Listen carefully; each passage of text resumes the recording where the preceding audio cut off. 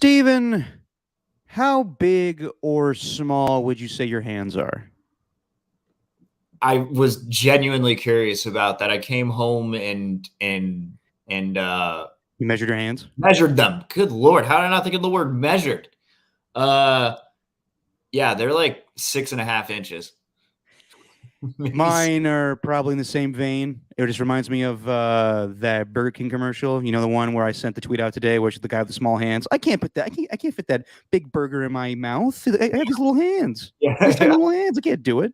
I kept on going back to Always Sunny with Uncle Jack, who was very self-conscious about his hand size. So That anytime was that Charlie's uncle, the Charlie weirdo. Charlie's creepy uncle, and Very he creepy uncle. he came in and uh there's another lawyer that's involved. The lawyer that's in there, by the way, the other lawyer, he is one of my favorite, just pompous. God, my mic wasn't even on. All right, there we go.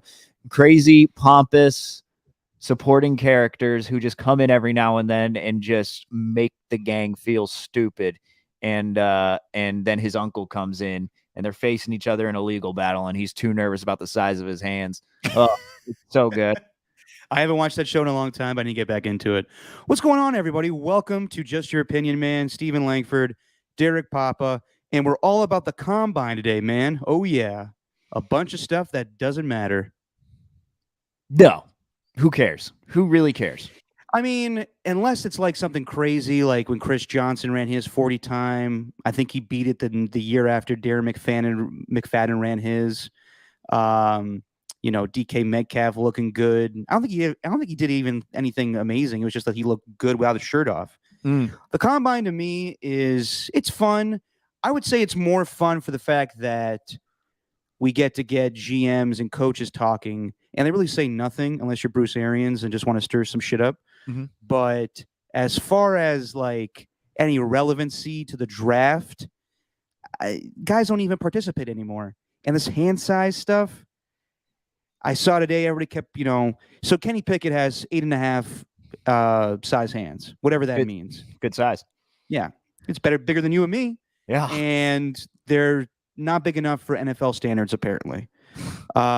He would have the smallest hands in the league.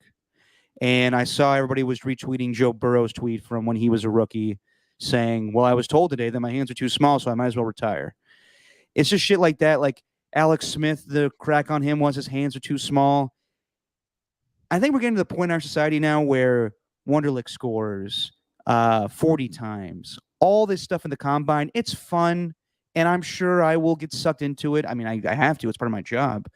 But I don't know. Like, I just none of that stuff really none of that stuff really matters anymore. Have we learned already from watching Tom Brady in his underwear 22 years ago that none of this shit really matters?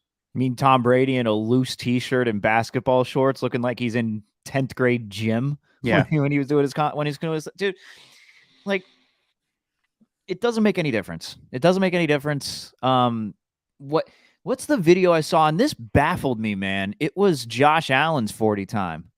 And they posted him, and then after that, they spliced in a video of Mo from The Office doing his run, cousin Mo, Dwight Schrute's cousin, and him running. I was about to ask, who the hell are you talking about? But now I realize, you're saying all the obscure cast members, characters of sitcoms today. Some of the great supporting characters of our time in sitcoms. But he's running across the field, and I'm like, man, Josh Allen is known as one of the best running quarterbacks in the NFL right now. You wouldn't think that watching the combine. It completely fools you. You know who I thought was going to be, who I basically thought was going to be Aaron Donald up to this point. You know who I thought? Dontari Poe. Yep. After seeing that 40 time, you're like, oh, this dude runs really fast. And he was drafted high because of that. Shout out who was it? The Chiefs or the Falcons who drafted? Chiefs did it twice. Yeah. You know who else they drafted? Who? Wait, was Dontari Poe originally on the Chiefs? Yes, he was. It's either the Chiefs or the Falcons. I can't remember which one. No, because he signed with the Falcons later on. Remember when he used to throw touchdown passes? Angry Pig Right was the formation by Andy Reid. Right. Okay. It was Dontari Poe and another guy who was actually a good college prospect, but he was taken way too high because of what he did in the combine. Glenn Dorsey, remember him? Yes. A long time ago. Yes. Yeah. And another guy, AJ Jenkins, 49ers, good at the combine, didn't do shit. John Ross. John Ross, yep, pretty fast. He's a free agent again this year.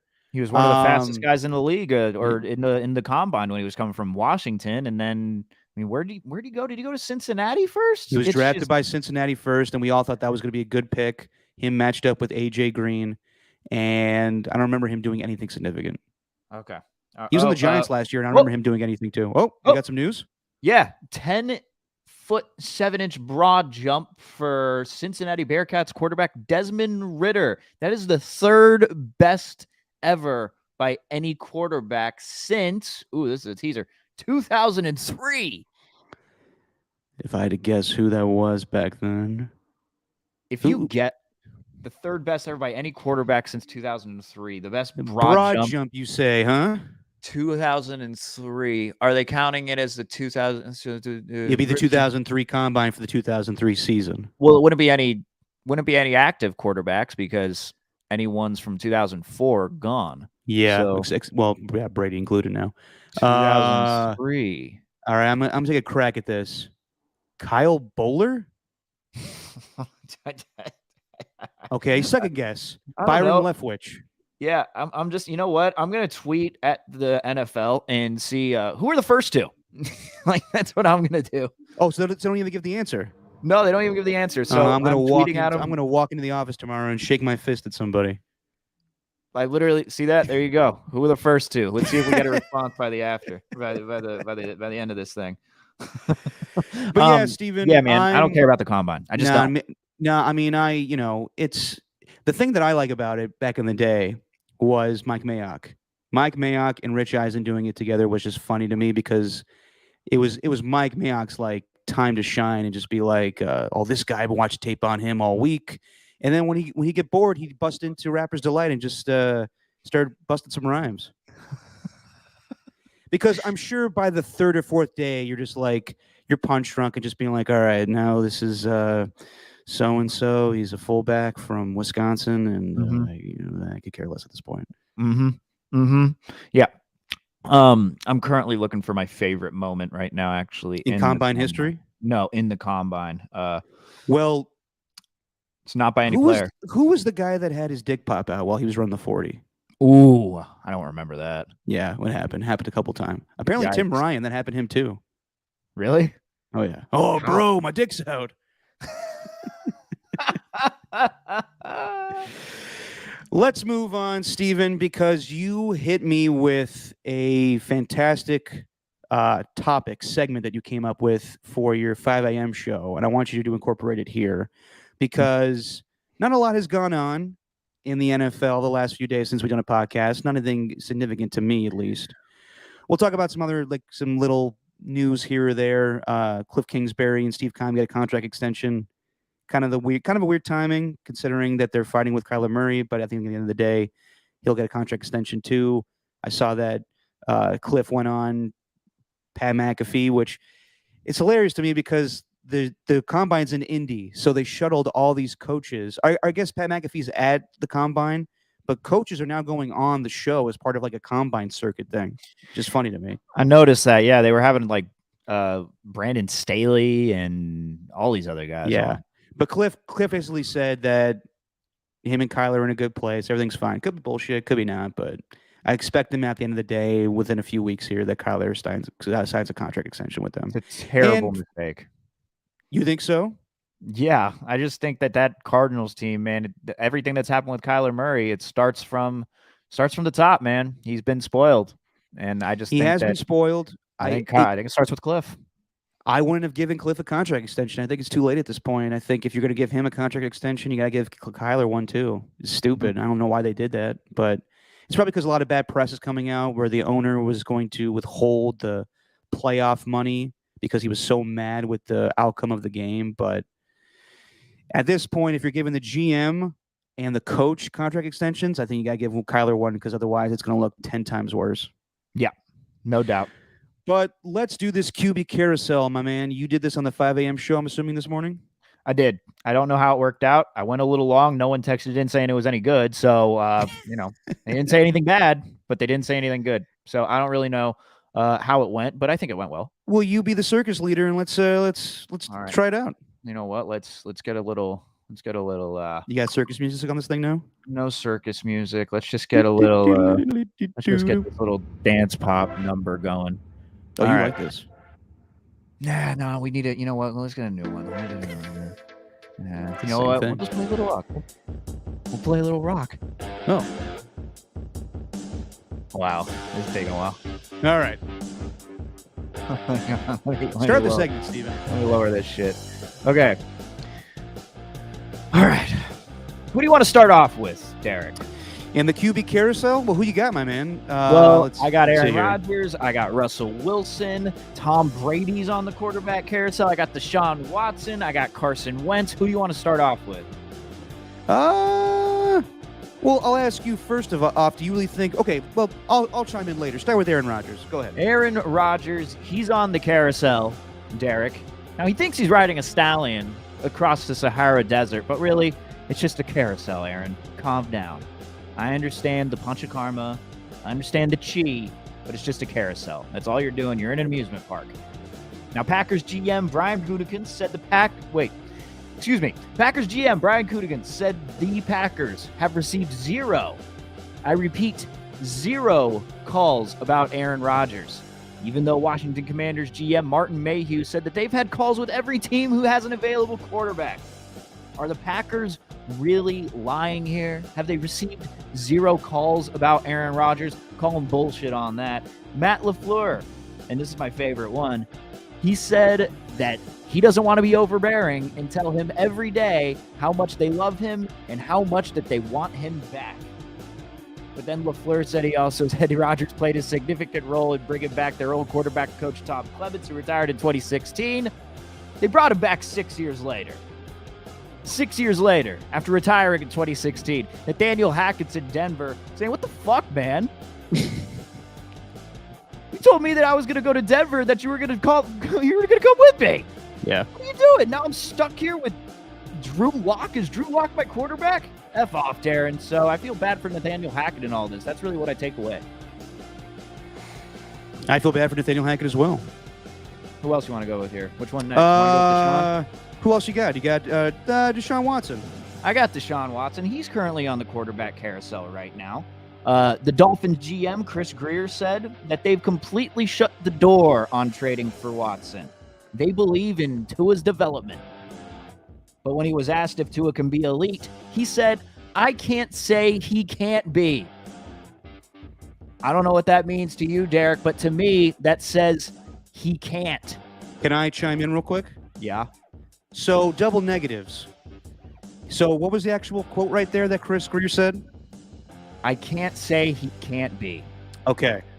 That's kind of a dig at Tua. During the season, he was asked, "Do you expect to be here come the trade deadline?" And he gave a double negative too, like, "I don't not expect to be here," or some stupid thing. So it runs in the organization. Double negatives all the time. You'll see Mike McDaniel start saying double negatives now too. He will. And I actually By the got way, Mike. I loved Mike McDaniel when John Lynch was doing his press conference. Oh, Heck yeah, John. yeah. He's growing on me. Oh. Continue with the carousel. He's the best. I'm a Dolphins fan now. But he doesn't have much confidence in Tua Tagovailoa. But when you go to the Eagles and their GM, Howie Roseman, when he was asked about adding Watson, he had a little more conviction. When he was asked about Watson, he said, quote, "We have Jalen Hurts, a guy who's led this team to the playoffs," unquote. Well, Jalen Hurts completed 53% of his passes for a touchdown and 2 interceptions, losing 31-15 in the wild card round. I love Jalen Hurts as a player. I think I like him as a person, too. Seems like an overall good guy. Everything that happened over there in Washington with the stands falling, helping everybody out. But as far as the list of reasons to not trade for Deshaun Watson, Jalen Hurts, saying we have Jalen Hurts, pretty far down the list on the reasons as to why you shouldn't trade for Deshaun Watson. I don't know, maybe bad PR, maybe, you don't want to be the laughingstock of the league if he doesn't play, if he gets convicted. I don't know. I just wouldn't list Jalen Hurts at the top of my board there as to why we shouldn't trade for Deshaun Watson. Jalen Hurts. So his reasoning is Jalen Hurts was with us in the playoffs last year, correct? Led That's what the he team said. to the playoffs. They were 9-8. Yeah, Jared Goff led the Rams to the Super Bowl. Just saying. Mm-hmm. Well, Just saying. Deshaun Watson is with the Texans for right now, and head coach Lovie Smith basically said he just wants the process sped up. What I gathered from that is, just tell me whether I got to play with Davis Mills or not. Please, just let me know now. I want this to end. It's kind of like the same thing with, oh God, I can't remember. Anyway, keep it going here. Let's end with Jimmy Garoppolo. Jimmy Garoppolo is also calling the carousel because it's funny because he's not on it, because his time with the 49ers has been a lot like a carousel, very up and down while really not having much to do, just along for the ride. Ooh, ouch. Okay, Kyler one Murray more. would have been on the carousel, but he was too busy in the amusement park complaining about that he's not too tall to ride the rides. Oh, nicely done there, Steven. Nicely done. Carson Wentz. You want me to go Carson Wentz? Yeah, just real quick because his name's brought up a lot, and I don't think he is on the move, but Carson Wentz is also on the carousel, Derek. No, you don't have to be vaccinated. It doesn't matter on this ride. You're allowed whether or not you're vaccinated. It's okay. So that answers that question. well, you got Aaron Colts Rodgers and Carson Wentz, but The Colts GM Chris Ballard was asked about Carson Wentz's future. Well, he's immunized. You're allowed to be immunized too. Chris Ballard was asked about Carson Wentz's future with the team, and he said, "You'll find out soon." Carson Wentz had 27 touchdowns, 7 interceptions in That's fair. 2021. Not sure he's worth trading. 27 touchdowns, 7 interception guy. That's pretty good. I know he had a crappy game against the Raiders toward the end of the season, but he's a pretty service quarterback, probably better than anything else you'll get. So really, I think this just comes down to whether or not the Birkenstocks that Carson Wentz constantly recommended to not only Chris Ballard, but to the team, comes down to whether they're comfortable or not. Dude never shuts up about him. It's an exclusive report Birkenstocks? from me. Oh, It's a okay. report from me. He's constantly in the locker rooms just saying, guys, you got to try these things out. They are built for comfort. Carson Wentz. Don't know if he's going to be there anymore, though. Don't know if he's going to be there anymore. It might be because of the off-field issues.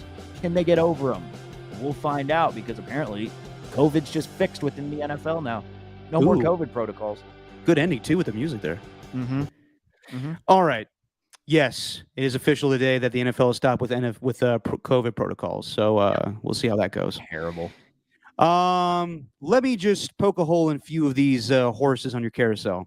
Okay. So is Aaron Rodgers really on the carousel? Because the sense I'm getting is that it sounds like they're working on a contract. Ian Rappaport pretty much said today during the combine, they're not pressing him, God forbid, because if they push too much, I don't want to be He'll push overbearing. yeah, they're like a mother who has a teenager.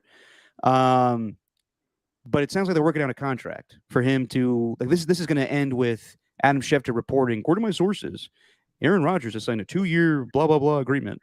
And that's when it, and that's yeah, and that's when Aaron Rodgers announces that he's coming back. But he so still I don't hasn't, though. That's why he's on the carousel so far. Okay, fair enough. Do you think Russell Wilson is? Because all indications are that they're not going to budge on this, and he's too nice to want to demand a trade. No, I took him off the carousel. They have no intent in trading him, but hey, Pete Carroll, he didn't necessarily shut the door. He just said, we have no intention of doing it, but they have no intention. Doesn't mean that they're not going to do it. A team That could is true. still come up with some sort of offer. I mean, hell, I don't know how they're going to build their team if they keep Russell Wilson there. It's time to just cut bait, maybe. Try and build for the future. Yeah, but a lot of this stuff that we're talking about, we're treating this like it's NBA free agency with the quarterbacks, where we're not thinking about what is the alternative. So when you say we're trading away Russell Wilson, okay, who do the Seahawks have? Nobody. Geno Smith? Don't think so. Geno, thanks. Exactly. When you say we're getting rid of Carson Wentz, who's going to play backup now? Or who's going to be the quarterback for the Colts now? It's going to be Sam Ehlinger? Don't think so. So we understand that there's a bunch of teams that need quarterbacks, but there's a lot of teams that already have quarterbacks. I think the Carson Wentz thing is basically just the GM and the coach being pissed off of how the season ended and wanting him to take a massive pay cut. As far as Aaron Rodgers, I see him going back to the Packers. He just wants to milk this thing so he has a good interview with Pat McAfee. Russell Wilson, while he wants to seem like a bad boy and demand a trade, his best spot is staying in Seattle. Mm. And who else did you say? Deshaun Watson. Deshaun Watson. If Deshaun Watson is, found not guilty or acquitted, or in reality cuts a deal and signs an NDA, then he'll have a new team. But I don't see that happening anytime soon. And back to Jimmy Garoppolo, I think we kind of, or at least I did, undermined the severity of the shoulder surgery. While I don't think it stops from him having a trade, I do think that it does impede how fast this trade will happen. Because I was expecting this thing to happen pretty soon. I would have expected it to happen with all the GMs talking at the combine within a couple weeks. I'm not so sure this gets done by free agency. Yeah. Because he can't pass the physical right now. Right. Well, whenever he gets the surgery, I don't know when that will be. Hopefully, as soon as possible. And you wonder why he didn't get the surgery done as soon as the season ended. Apparently, they didn't even know until a few days ago. The team and well, Jimmy that's alarming. Garoppolo. That's alarming. I don't know what they were trying to do. They said they were trying to go through rehab, and then they realized that he needed surgery, and he won't be ready till the summer. Okay, so while you and I were in agreement last podcast that we still think or expect him to find a new team for the 2022 season, do you think that this somehow slows it down where I'm not saying he gets traded in July, but I don't know. And I've also checked into it. It would be bad for the 49ers to just cut him because he has something in his contract where he has an injury clause. So if they were to cut him, they would owe him $7.5 million. So the question is, would you rather just trade him, a team that's willing to take on Jimmy Garoppolo and his contract and the shoulder surgery that's going to come and impede him until July? Do you cut him and eat the $7.5 million? Or do you keep him on the roster until you know that he's healthy and willing to trade? But then you are screwing up your cap because you don't have enough cap space to sign other players. Right. No, they're in a really sticky situation. I think they're going to try as hard as they can to find a trade partner, like as hard as they can, like to the point where, all right, you're not offering us anything. You're not offering us a third. Okay, give us a fourth. You're not offering a fourth. Okay, fine. Just give us a fourth and give us a fourth next season and maybe a fifth this year. I don't know. Like anything to get him off the team because they do not want to spend any money to cut him when originally it was going to be worth like what, $2 million or something. If they would have cut him, they could have easily done that this year, or it would have been just nothing in dead cap. So I don't think they're really in a good spot right now. One thing to me that I'm interested to see next season, and it's kind of boring, but I am interested in seeing it. It's not the sexy thing, but it's the guys in the trenches. DJ Jones is a very, very good player, and John Lynch said it's going to be really challenging to sign him back. I believe Laken Tomlinson is set up for a new deal. That dude, you didn't hear his name ever this season. And if you're a guard and you don't hear the guard's name, that means they're probably pretty good because they're not making that many mistakes. Laken Tomlinson was very good this season. They're probably not going to be able to re-sign him. And one thing that you need with Trey Lance, just so you can decrease the risk of injury, is you need a good offensive line who's going to give him some protection next year. So I'm more curious to see how that plays out. I still don't think Jimmy Garoppolo is going to be on this team anytime soon. I just don't. I don't think so either, but I don't think it helps the process. I think if you ask John Lynch, and he did an interview with Peter Schrager on Good Morning Football and talked to the media yesterday, and it sounds as if John Lynch wants to move on.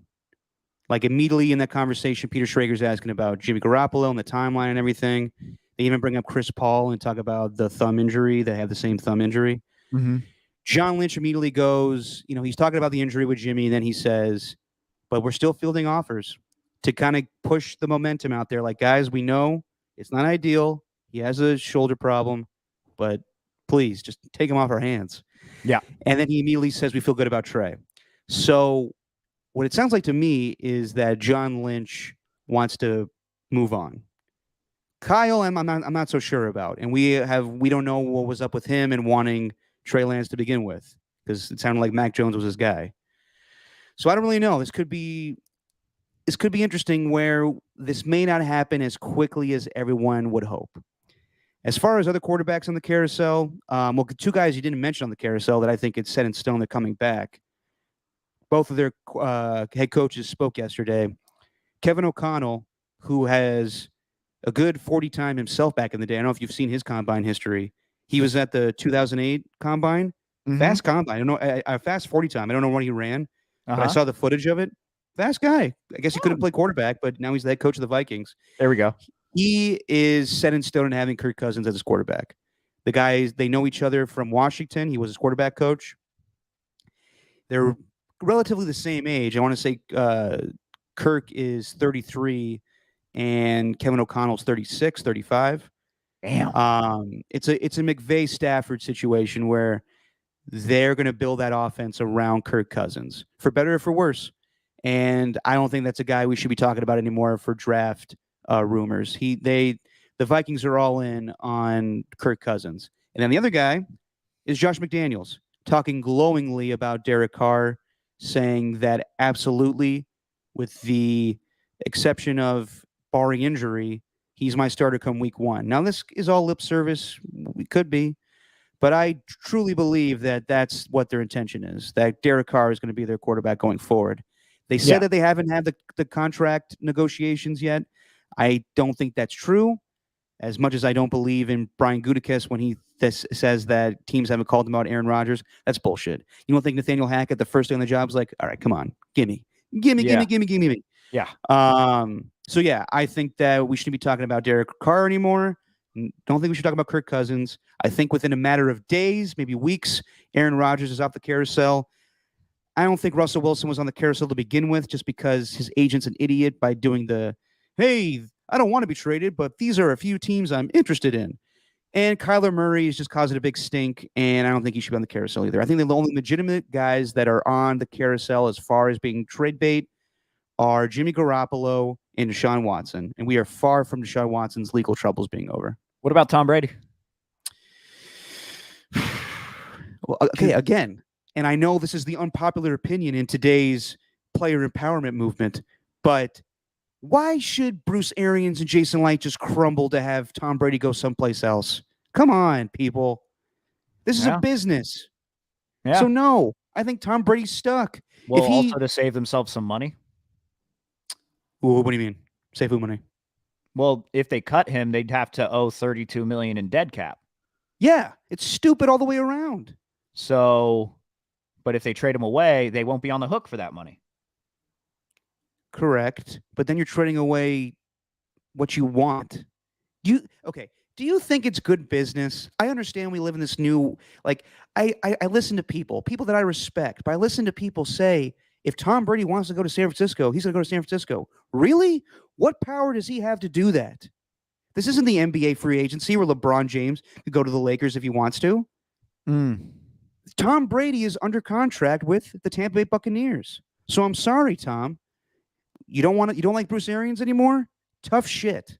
Sorry. Right. You signed the contract. And I know it's unpopular in today's age to think like you can't hold players hostages.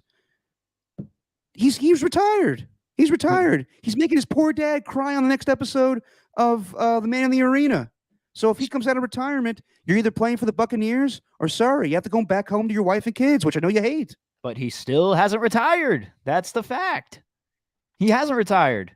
I know. He hasn't been put on the reserved retired list yet. They're waiting till June so that they don't have to pay all that $32 million. Well, if you were the Buccaneers, wouldn't you do the same thing? Yeah. I'm not saying as soon as you put him on the retired list, his rights go into the ether. Anyone can pick him up.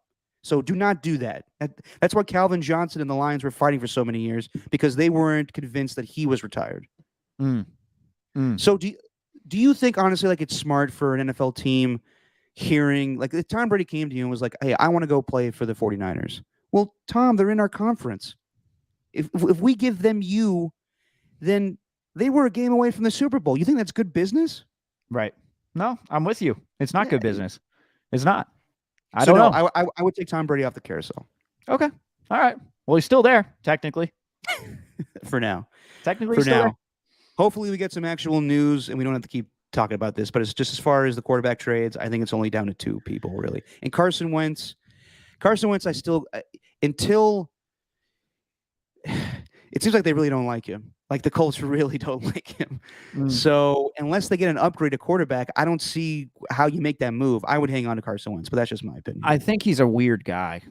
Carson Wentz? Yeah, like whenever we had people on the station from North Dakota State, whether it's radio hosts, people who were involved with the team, we were always talking about Trey Lance versus Carson Wentz. What makes them different? What makes them similar? All this stuff because they were both bison.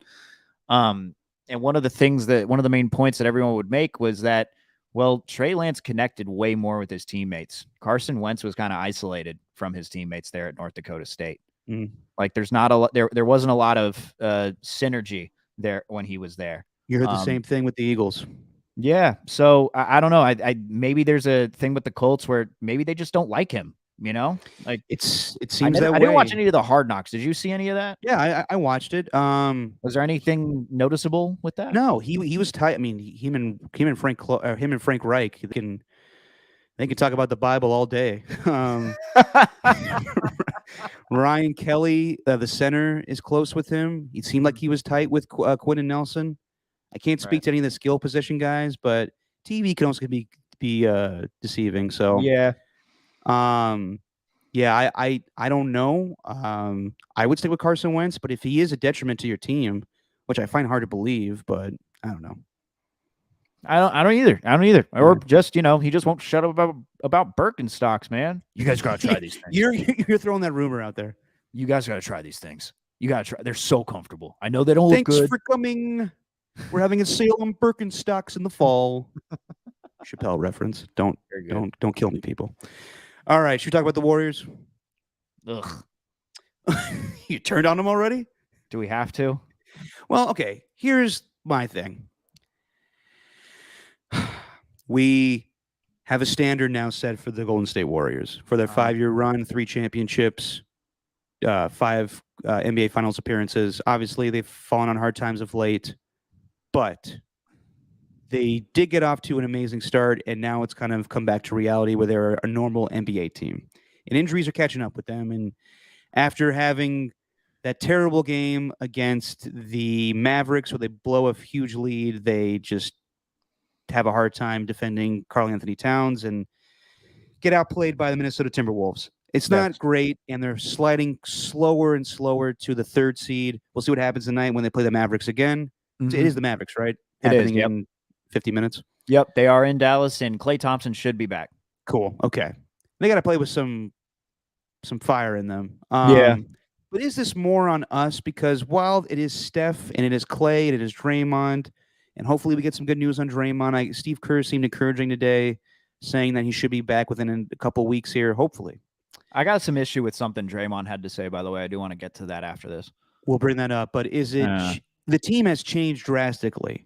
So while it's Steve Kerr and all those 3 guys, the 3 wise men, not James Wiseman, but 3 wise men, is it more so on us that we're expecting too much of the reboot of the Warriors? It's kind of like the Matrix, where we're expecting, it's Keanu Reeves, it's Carrie-Anne Moss, it's Steph, it's Klay, it's Draymond, but it's a lot of new pieces at the same time, and it may take time to grow.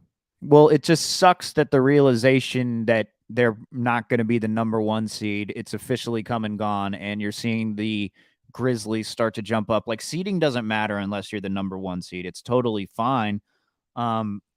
But man, it's clear that if Klay or Draymond get hurt for maybe like 2 games in a series, especially Draymond, like you're not winning that series. There's a real possibility that you're going to lose those 2 games with whatever they're missing. So I think it's just the proof. I know they won whatever it was, 9 in a row when Draymond was gone, but now they've lost 6 of their last 8, and they've done it to a team in the Timberwolves who were missing on Anthony Edwards. If Anthony Edwards were on that team, it would have been more than a 15-point lead. He wouldn't have hurt him that much defensively because the Warriors just weren't knocking down shots. Look, and they were coming off a back-to-back too. They were, but I just Minnesota. I mean, like they should not have been as good as they were. Right, and Karl-Anthony Towns just destroyed them. But man, it's just. I also think too something that factors into it is when Clay and Dre are gone off this team, like in the next couple of years, whenever their contracts are up, I don't know what's going to happen with Clay. Dre's definitely not going to be there. You think so? He's going to TV. Wait, he signed a multi-year deal with TNT. He's going to TV as soon as his contract's up. You think he's done playing basketball in 2 years? Yeah, Wiggins is going to be gone. And they're probably going to give a contract extension to Jordan Poole. It just, you wonder, all right, they're trying to usher in this new era this season, along with trying to win now. They're trying to develop their young talent. But, man, they're really going to have to shake things up within the front office because Jonathan Kuminga and Moses Moody, as much as I love them, they're not going to turn into two guys who turned out to be the best three-point shooters that we've ever seen and a third guy in Draymond Green who's turned out to be one of the best leaders of a team that we've ever seen. Like, they're not going to turn into that. They're going to be very good players, but it's just I think there's also that. And then you got Jordan Poole, too, who clearly is not okay with a bench role, at least relegated to the bench role when Clay was out. Like, he went 0 for 7 and then went 0 for 4 from 3. Then Curry's like, the job is to keep him engaged. It's all about keeping him engaged. So clearly that's Steph's way of saying he wasn't engaged in that game against Dallas. That's all I'm saying. And they've just started to go downhill. And in the next 20 games, if they keep at this rate, like if they lose tonight, that's where I'm going to be thinking, how are they going to win more than 2 playoff series in this playoffs? Like how? Especially if Clay's there. Well, Steven, you're making it sound like they're owned by Chris Cohan again. Like it's not that bad. Like they've been playing very bad basketball. I know lately. they have been, but that's also a part of us of what we expect. Do you understand what I'm saying? You remember a couple years ago when Steve Kerr said, "We've been spoiled with how good the Warriors have been. They won like 60 games 3 years in a row." Whatever it was. Then was that one season when they won 58 games and all of us lost our shit. Yeah. I remember it was the 2018 season. They were the second seed of the Rockets. And in the end, they came back and won the championship. Mm-hmm. And during that time, I want to say Steve Kerr said, "This is the real NBA. This is where shit hits the fan. You're going to have lazy nights. You're not going to have great win totals. You're going to lose 3-4 in a row." And I think that's what's going on here with the Warriors, where I could see them very well winning the championship this year, and it would be fantastic. Or they don't, and it comes back to reality that maybe they're not going to be as dominant as in the past. Maybe they turn to the Spurs, where they go to a Western Conference Finals and lose, or go to the NBA Finals and lose, or lose in the second round. They may stay. I still think they're going to stay relevant and still stay a competitive team, but it may not be the same dominance that we've seen in the past. And as us, I don't want to go, gloom and doom right now, but I think it's also just on us to realize how special that the past has been. That if it is just, they're not the same team anymore, but they are going to still be a competitive bunch, then that's what we should be happy about. But I'm not ready to go there yet. I'm just saying that we expect so much out of them that maybe they just go through a bad stretch a little bit, and maybe they turn this around, and maybe the other second seed, and maybe they beat the Phoenix Suns, who are too busy just singing and dancing in pregame warmups. I think there still is a good chance, but we also shouldn't just, they are coming off one of the worst seasons they had a few seasons ago. They had a great season with Steph last year. They got bounced out by the Memphis Grizzlies. They are still learning. This is a new rebuild with some old faces. So I think you need to give it time a little bit. Well, yeah, sure. But the clock is ticking for Steph to win another championship. I get it. And I don't care about the legacy. I'm not saying I want Steph to win a championship just so Chris Russo can name him in his top 10 and can yell at Stephen A. Smith about it. Like, I'm not saying that at all. Oh, it's great radio. I know you hate it, but my God, how are you not entertained by two guys yelling and find it funny? I thought you would. But I just want to see Steph win another championship. That's all I'm saying. Do you think that I would want to watch Chris Russo and Stephen A. Smith yell at each other in the morning? How do you not find it funny? Like, why are you taking them seriously? Because they're cartoon characters. It's hilarious. I probably shouldn't take it seriously. The problem I have is that people actually gravitate to that shit. Because it's so funny. It's so funny just watching two guys yell about top 10 in the NBA. Like, good Lord. I'm not going to sit there and tune into First Take so I can watch them, but I will watch every video that I could possibly can because it's hilarious. I just remember Chris Russo when he interviewed Rick Barry, and it was like he was like, well, you can't say that the 73-9 Warriors the greatest team of all time because they lost. And Rick Barry's like, well, hold on there. I think they're a great team. Oh no, come on. It's Bundesliga basketball. You can't say that the Warriors are that good of a team anymore. You're wrong, Rick. Hang up right now. You're a loser. Yeah, That's hilarious. I can't stand shit like that. But It's so funny. But I mean, it's wrong, but it's funny. So that's really where I'm coming from. Is like, I don't know what's going to happen next season, but this season it felt like it was ripe for the Warriors taking, and now it just doesn't seem like it is right now. I mean, a lot can change in 20 games, dude. 20 games is it's plenty of time. 20 games is a lot. But if they continue on the streak that they're on right now, I mean, it sucks because like I was going through the second half stats like after that game against the Timberwolves, because it always felt like the second half is where they fell apart. And they were this. You remember this back in like 2019, where they were this third quarter crazy team, that led to before that. That led to DubCons 3 and all that. Yeah. I was about to say, like, what you guys used to call it on the morning show? Yeah. Then you had this year where they were leading by a large margin in point differential in the third quarter. Man, it was like the month of October, they were a plus 32, which was like third in the league. And then in November, they were plus 118 in the third quarter. It didn't matter what kind of lead anyone had in the first half. The Warriors were going to come back in the third quarter and at least make it close or take the lead. But this month, since the beginning of February, it's the first time that they've hit the negatives in the season. They were minus 29 ever since the beginning of February. It's just not good, man. It's just not good. And it's kind of depressing to talk about. So, and I just want to see Steph, Clay, and Dre win one more. And it just seems like the clock's ticking on them. That's all. Well, I would say also that we are expecting them not to win just because they're going to get the third seed. You know what the Milwaukee Bucks were last year? I don't even remember. The third seed. No, seeding doesn't matter. I told you that. But it's just exactly. It just sucks that they're not going to be the number one seed. That's all.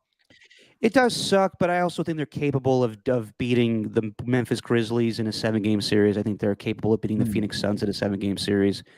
I should have even thought about this the other day when we were talking about James Harden and Joel Embiid. As good as they look, they still got to deal with the Milwaukee Bucks in the Eastern Conference. So right. I think they're capable of beating any team at any time, in any place. Now, let me say this, though. It would be unfair if the Warriors get back from this road trip. I think they got 2 more games on the road here after tonight. Then they're back at home for Chase, and then they go back on the road because they have to fill in that game from Denver that was postponed. It's ridiculous. They go to Denver, come back home, and then go back to Denver. I was proven very wrong. I'll go back on my pregame show and grab the cut of where I said it doesn't matter. This team's too good. Who cares?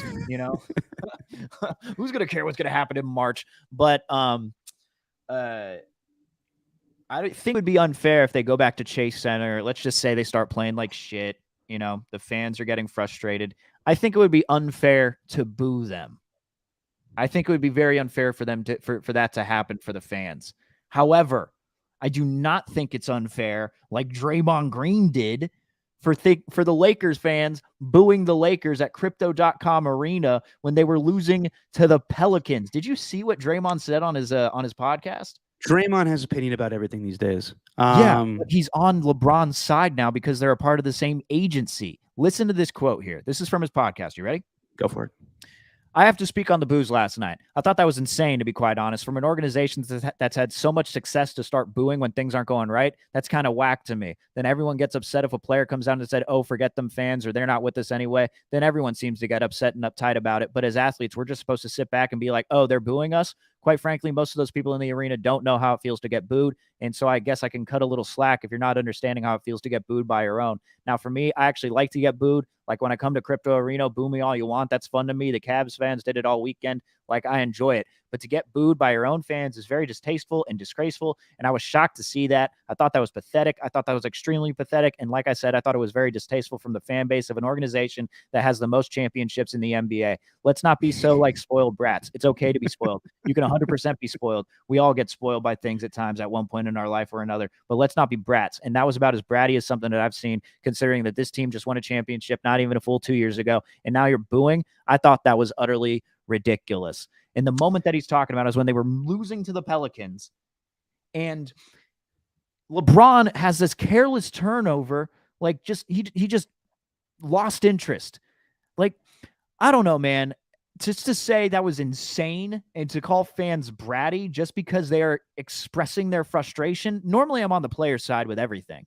When it comes to this, normally I am. Like, anything bad that happens to the players from the fan perspective, I hate all of it.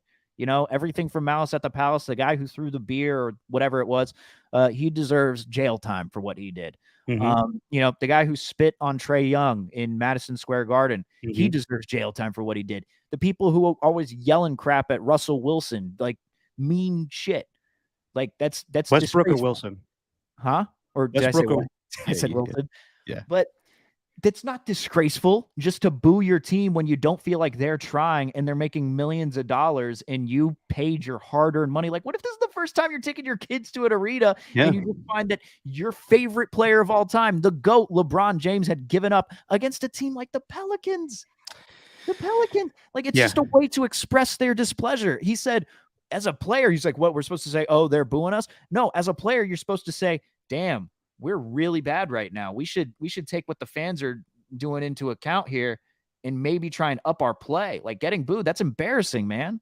Why has it in the last couple of years that it's like bad behavior to boo at a sporting event? Like booing is not saying, oh, like what does Draymond Green think it is? Booing is essentially, I paid money to come to this game and I'm not getting what I expected. Now, at the same time, it's a game. Shit's going to happen. It is what it is. This is sports. But fans are allowed to boo. You can't be an asshole and throw shit on the court. No. But you could boo. It's okay to boo. And this is shocking to anybody that the Lakers fans, because they're having a shitty season, are going to boo. God forbid. But I also get where they're coming from. I get where they're coming from, though. Well, LeBron set this up with his dumbass tweet at the beginning of the season, like, "Oh, don't hate on us when we're winning the championship. Your team sucks, and you're the one that orchestrated it." Like, I'm like, real quick, while I was gone for 2 weeks, the LeBron James stuff just annoyed the crap out of me. You want to play LeBronny? I would love to hear Bronny's take on that. I'm sure he would hate that. He's leaving the door open to go play for the Cavs. Go play for the Cavs. God damn it! I never thought of that angle. I never thought of that. Oh. Like, let's just say hypothetically, tomorrow my dad says, I can't wait for Derek to start being the stat guy for the Niner game. No one asked me about that. Yeah. Like, it's just like LeBron James is going to start assuming, like, yeah, Bronny's going to be my teammate. Bronny would probably fucking hate that. Bronny's not even a highly ranked prospect. Like, man, exactly. if I was the son of LeBron James and I was not even the best ranked player in my class, like, I wouldn't even want to go into the NBA. Just Can you imagine that? Because I know, like, by the time LeBron has retired and he's played with his son for 1 year or whatever it is, then after that, it's just constantly you are under that spotlight of being LeBron James's son, and you're just in the end not that good. And you know what, though? That's the type of thing that's going to get him drafted. Like, if you're any team that could have LeBron for 1 year at the risk of drafting his son, like in the second round, I'll take that chance. What? I get the chance to get LeBron on my team? All right. Like, I can speak from personal experience. It's enough when you are considered a thing of, a product of nepotism when you are working on your father's show. Can you imagine being your father's teammate and having all of your teammates like, oh, daddy wants you to stay after and do some more reps? Like, that'd be terrible. Yeah. But I digress. That'd be awful. But yeah, not with Draymond though, man. I just think like it's damn near he's getting to that point where it's almost like it's Jeff Garcia and the Mina Kimes type thing, where it's just you haven't had your hand in the dirt, so you're not allowed to have an opinion. It's not that strong. It's not that strong as Jeff Garcia. I'm not saying it's the same thing. Yeah, but it's like it's leaning toward that direction. You haven't been booed, you're not allowed to boo. You're not allowed to express your frustration. No, fans are allowed to boo. Like I'm going to the game on Saturday, and I would love it if the Laker fans booed the whole time, because that means the Warriors will kick their ass. But I'm not even so sure about that anymore, because I'm sure both teams with their struggles right now are going to be locked in and focused to play against each other. But it's symbolic, because that's what Lakers fans are about. They want to win now. They want to do it. They want, every year it's not enough if they don't win the championship. That's what LeBron was signing up for. So sorry, you constructed a shitty team. It's more your fault than Rob Pelinka. You think you wanted Russell Westbrook and all these old guys? I don't think so. It's just what happened to Draymond, the guy who used to hate LeBron, along with us Warrior fans. You know, now we talk talks. When we think about how much we love Draymond. Like, part of the reason it's, we always have that question in sports radio, dude. Anytime we don't have stuff to talk, why do fans really gravitate toward Draymond? Well, partially it's because he hated LeBron and the Cavs at the time when they were winning those championships during the finals. He was on your side, and now he's just completely gone off it. And I understand the stuff where, he's saying like, with the criticism of his defense, like he doesn't listen to those people because most people don't know shit. And goes on to say that. I actually understand that. I get that because there's a lot of intricacies there's a lot of intricacies to basketball that you can't call a pro player out for doing. Like, you just don't know. I mean, it goes back to a Twitter Spaces where people are telling Kevin Durant, like, "Hey, man, you don't know what a pick and roll is or something, or you don't know what a double team is," and it's like, all right, easy there. Do you not know who I am? I'm Kevin Durant. Exactly. That's what that whole thing was about, was basically reporters telling him how to play basketball. And he was like, I know how to play basketball. You guys don't need to tell me what to do. But if there's any fan base that's allowed to boo right now, I think the Lakers fan base is right up there just because of the expectation and then the way that they put in that effort. Just awful. And then Shaq said that he looks like they gave up in that first half against Dallas. Now, that being said, I would not want the Warriors fans to start doing that. No, exactly. That's what I said at the beginning. I don't want them to stoop down to that level. But I do think, and this is going to bleed into our next conversation, the Warriors, even though the Lakers have won more recently, the Warriors are now up here as far as NBA dominance. And the Lakers are somewhere in the middle. They've had 1 year of success, really. Just went to the playoffs. And it's kind of a humble thing where the Warriors, we do have expectations now. Obviously, we got a little spoiled with our 5-year run. But at the end of the day, we're not going to be, as demanding as Laker fans. No. And no, not like that. But if the team visibly looked like it was just giving up, like, and just not even trying, and you're at Chase Center and you pay all that money, like, I think it's warranted, but not right now, not this season, because not right now. They're still in the playoff picture and you're still going to have a postseason. But the Lakers, they're putting themselves out of the playoff picture right now. Well, I hate the Lakers, but I'm going to have a Laker-filled weekend because as times have changed, now that the Warriors are a different franchise than they were in the past, I'm going to see the Lakers play the Warriors on Saturday. And then Sunday, we get this amazing thing that I'm looking forward to. Winning Time, the story of the Lakers dynasty, this HBO show. I know, Steven, you want to get to your UFC press conference. We'll go fast. But this is a fascinating thing because I've always heard stories about the Lakers in the 80s, and they've had their dominance. They won 5 championships. I think they went to 9 NBA finals total. They lost 4, but they won 5. And this is why the Lakers fans are so demanding. This is why they boo, because they set a precedent back in the 80s with Magic Johnson, Kareem Abdul-Jabbar, all the craziness. Right. And I think this is going to start to set a precedent for series or movies of sports teams. We all love documentaries, the 30 for 30s, the football lives, everything's that's put on HBO Sports or ESPN Plus. We love documentaries, but very few good movies, biopics have been made about sports. Yeah. Like there's a lot of Disney movies that have been made that are like the Kurt Warner thing. I haven't seen that yet. I heard it's good. You already heard it's good? Yeah, Miracle is one of my favorites too. So don't make fun of the Disney biopics, bro. Miracle is one of the greatest movies of all time. Miracle is good. Yeah, but I'm talking about as far as whenever you hear like, man, you should have seen the stuff behind the scenes of how this team used to run. Like we talked about in previous episodes, but the 80s Showtime Lakers are known as one of the most sexually active teams of all time. How do you take inventory of that? Well, I was listening to an interview. It's like a dude with the counter outside the door, outside the bedroom window. That's 2. That's 5 for Jerry Buss. 1, 2, 3, 4, 5, 6 for Magic. Yeah. So that's the thing. Is this going to sugarcoat it? Because by all indications, the former Laker greats are not happy about this not even documentary. The show being made.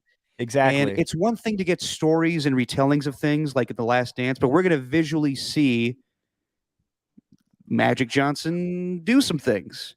You're going Yeah. to see the owners sleep with a lot of women. This is going to be not great to their image. Right. So I ask you, Steven,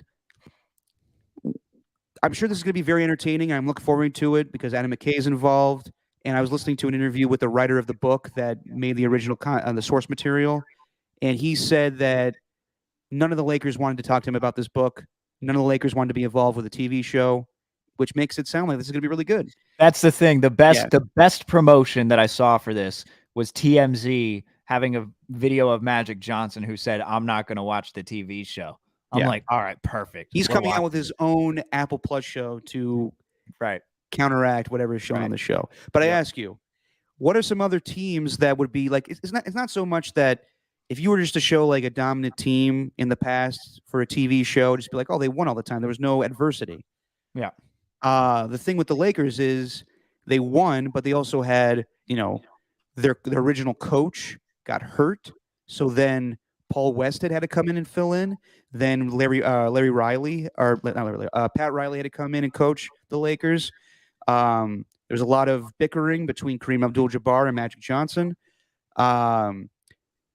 There was just a lot of controversy at the same time winning. So I would love to see more of this. Like when I was a kid, I always wanted to make, is around the time Al Davis died, I wanted to make an HBO miniseries about the 70s Raiders, the Raiders in the 60s, 70s, and 80s. And each season would be about that decade. Mm-hmm. And I think it'd be fascinating as much as the Lakers one is, because you got to have a franchise that's, well known to people and keep interest. And I think the Raiders, while they're not on the same level as the Lakers, it would be interesting to watch players or actors play Ken Stabler.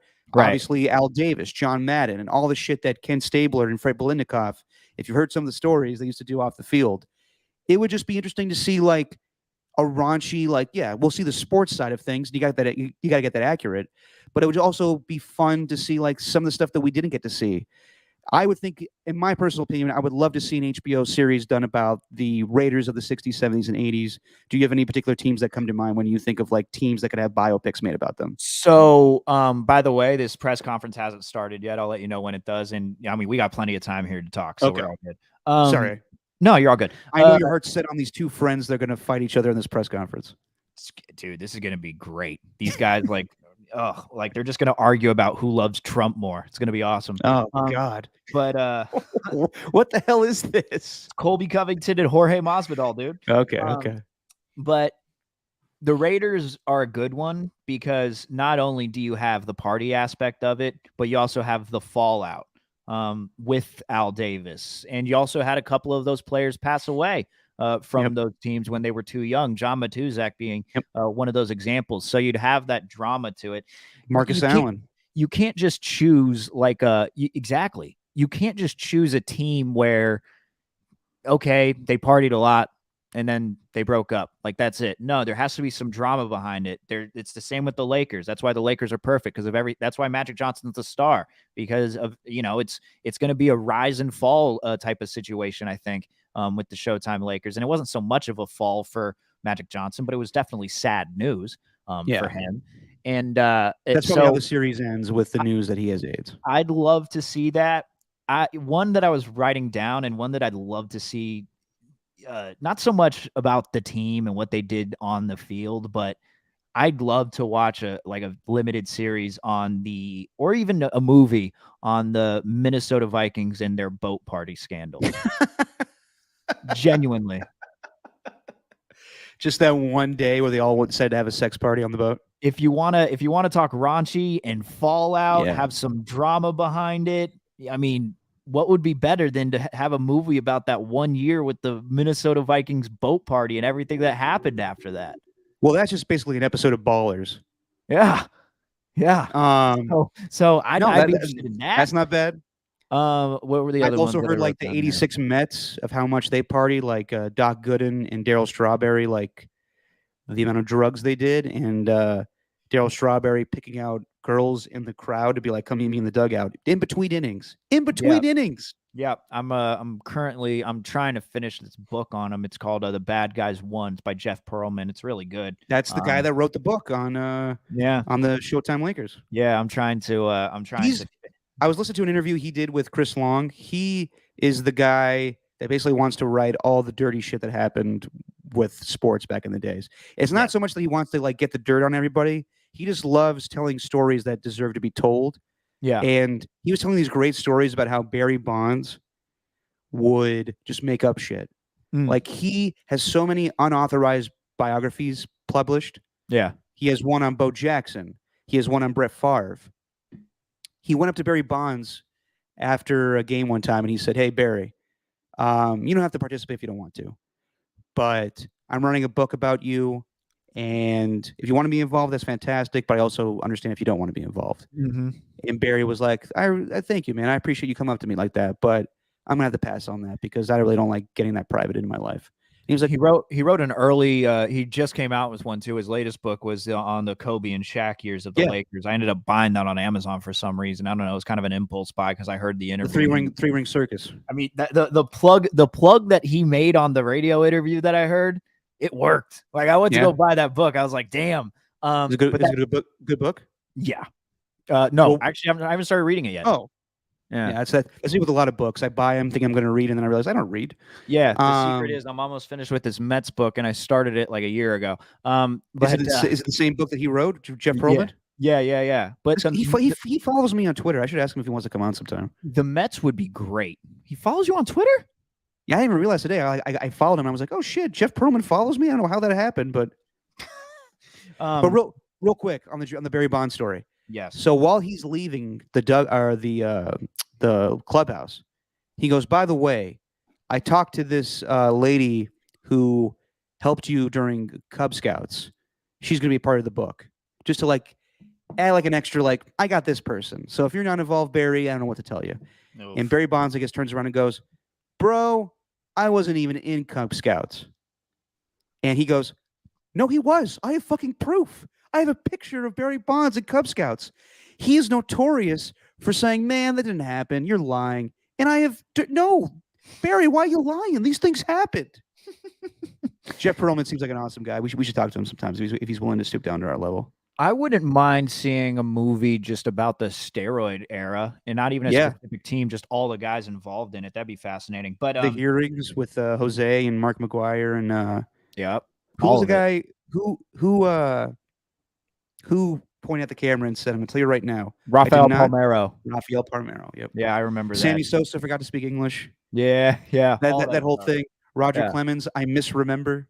I think that'd be fascinating. But that would be fascinating. The 86 Mets would be really good because that team was built with cocaine. It's basically like it'd be like Major League. It would really be like Major League, except it'd be real and it wouldn't end on a bunt.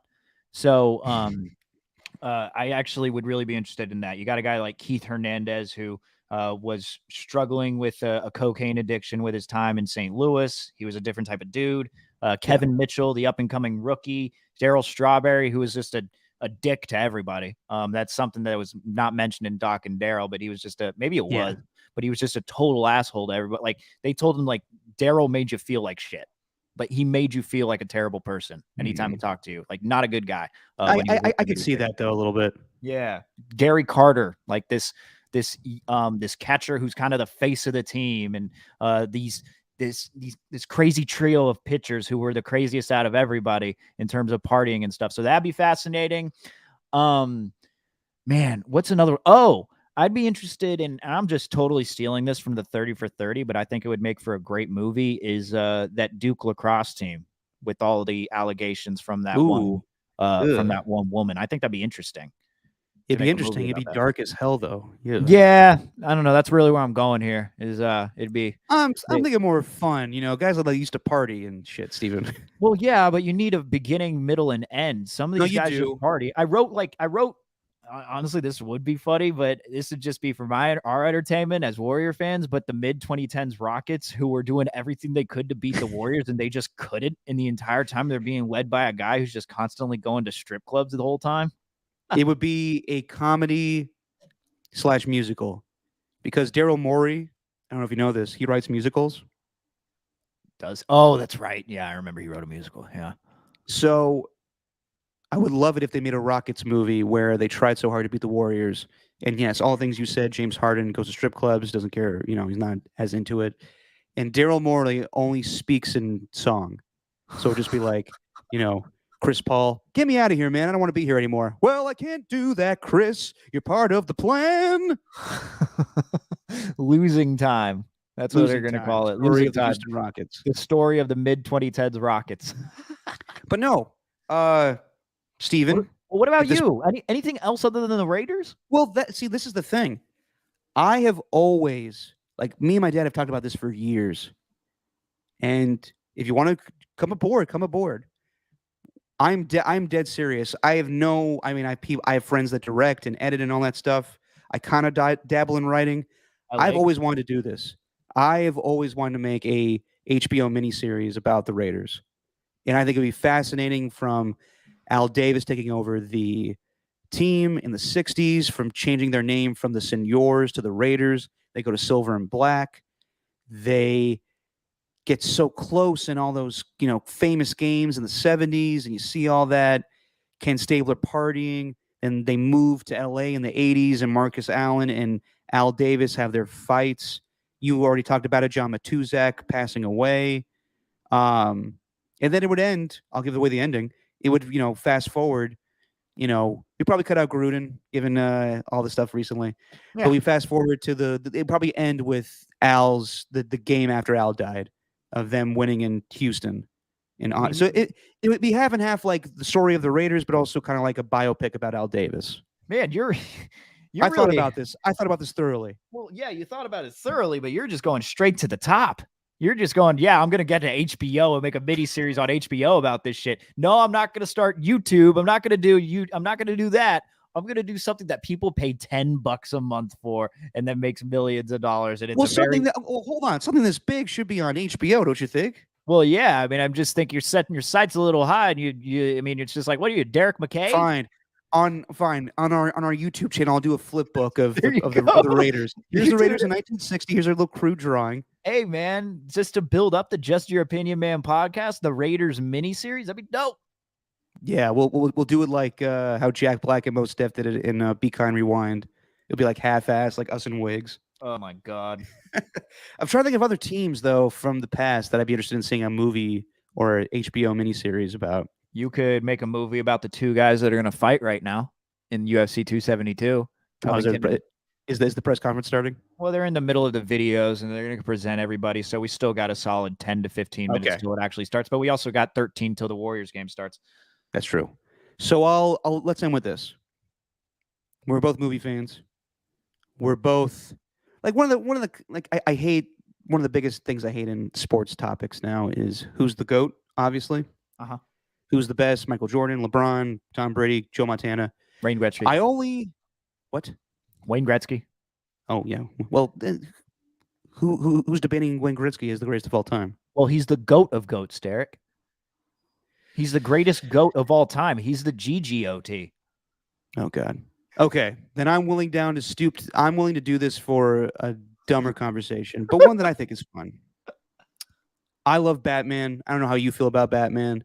I'm not a big superhero guy, but I've always gravitated towards Batman. I'm going to be an old fuddy-duddy and say that I don't think we should make any more Batman movies after Christopher Nolan nailed it. But here we are this weekend. A new Batman movie's coming out with Robert Pattinson playing Batman. It's 3 hours long, but I'm happy to go see it. Steven, I can't believe I'm saying this. Who is the GOAT when it comes to playing Batman? Well, see, that's an interesting question, because if you're talking about the Batman character alone, wow, Jorge Masvidal brought out a gold suitcase. What is that? If you're talking about, I love how fascinated you are about this dumb shit. What are you talking? Dude, this is real. This is all real. It's real as it gets. That's why UFC is so fascinating to me, because it genuinely, it's actually like wrestling, but not scripted. We'll get your 70 seconds on it next podcast. But what was the question again? Oh, Batman. Who's the best Batman of all time? Well, I'd like to think Michael Keaton is, but the Dark Knight series, it's just like you can't top that. You can't top those movies. So you're asking me who the best Batman is. I'd probably say Michael Keaton, but those certainly weren't the best movies. Do you know how big of a risk it was to have Michael Keaton play Batman back in the day? No. Because prior to that, he was just Beetlejuice and Mr. Mom. Right. Wasn't they're- like See, listen to this. They're fighting already. This is great. okay. Anyway, we'll keep going. sorry. We'll speed it up. We've kept this going for an hour and 15. Let's go.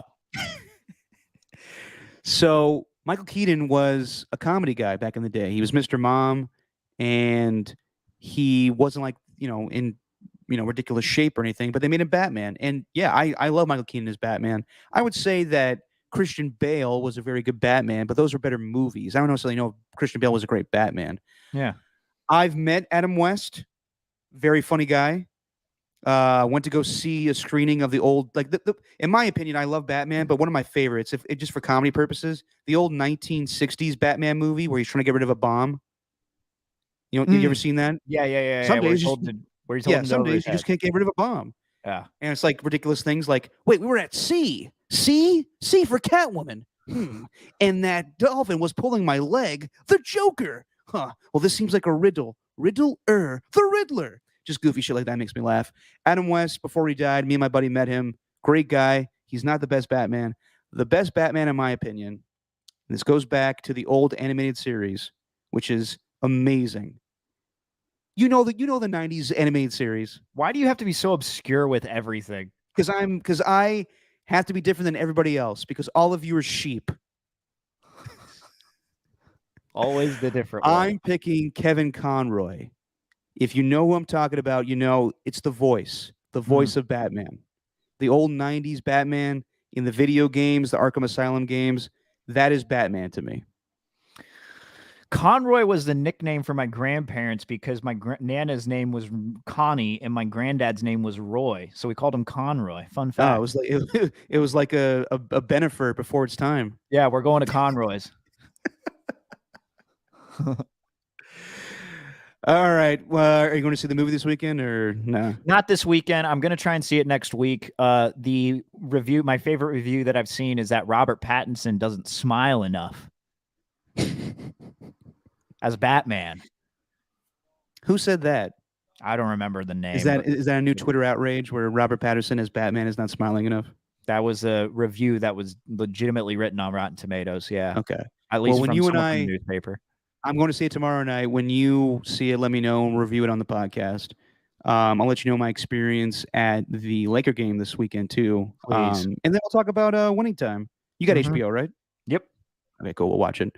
For the viewers watching or listening to the podcast, my work made me work a lot next week because of free agency frenzy. So we're going to change things up a little bit. We'll be back Monday. We'll be back with a new episode on Monday. Podcast will come out Tuesday. And then we're going to do something we haven't done probably since our days of like trying this out where we didn't actually stream it live. We just did like practice podcasts. Because free agency is happening more so towards Monday, we're going to do a whole free agency preview show on Saturday. Next Saturday, that'll be our second show. And we'll put the podcast out, I think, on Sunday or maybe late Saturday night. So that's the schedule for next week. Monday, Saturday for Just Your Opinion, man. You cool with that, Perfect. Steven? I'm all good with that. All right. I'll let you get to your press conference with friends turning enemies. It's terrible. So good. How could you enjoy that? It's terrible. It's like the Fox and the Hound. It's just hard to watch.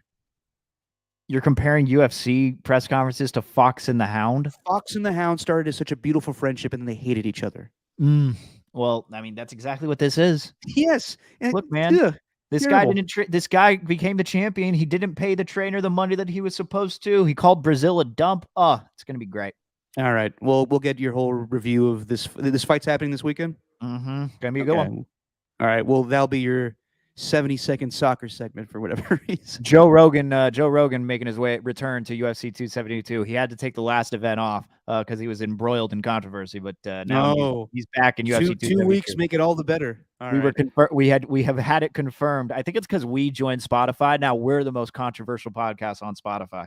Damn right it is. And on that note, Steven, say what you always say, my friend. Oh man, that is just our opinion, my man. Shout out to John Curley. John Curley, we love you.